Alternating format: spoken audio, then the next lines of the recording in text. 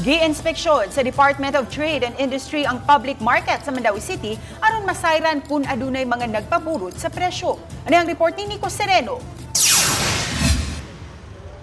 Sa iyo nga nag-inspeksyon sa Mandaue City Public Market ang mga dagkong opisyal sa DTI.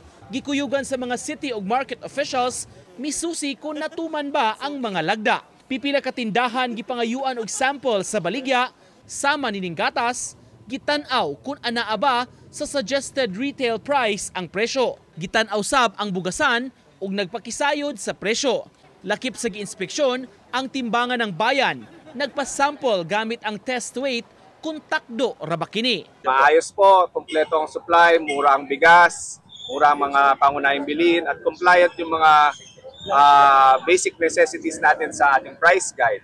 Nakadaig sab ang DTI sa LED wall gawa sa merkado kundi naka-flash ang presyo sa mga baligya isip giya sa mga mamalitay. Lakip sa gihimuan sa kinalit nga inspection ang dakong supermarket dihara sa barangay sentro. Kundi gitan-aw sab ang mga baligyang basic commodities ug ang ilang presyo.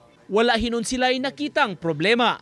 Gipasalig sa dakbayan, padayon ang pagpalambo sa merkado, gikan sa sinimana nga pagpanglimpyo, ngadto sa regular nga inspection sa mga timbangan.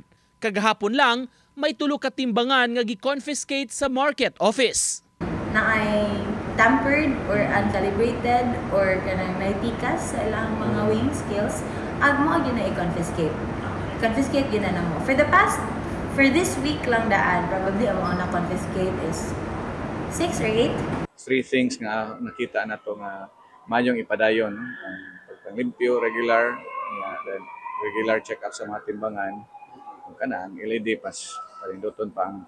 Pareho sab kini sa giawhag sa DTI nga buhaton aron maprotektaan ang katungod sa mga konsumidor. Kailangan sustainable po at consistent monitoring lang po. Kasi po, in coordination with the Department of Agriculture, tinutulungan natin sila mag-price monitoring sa bigas. And so far, mababa po ang presyo ng mga bigas natin dito. Nico Sereno, Balitang Bisdak.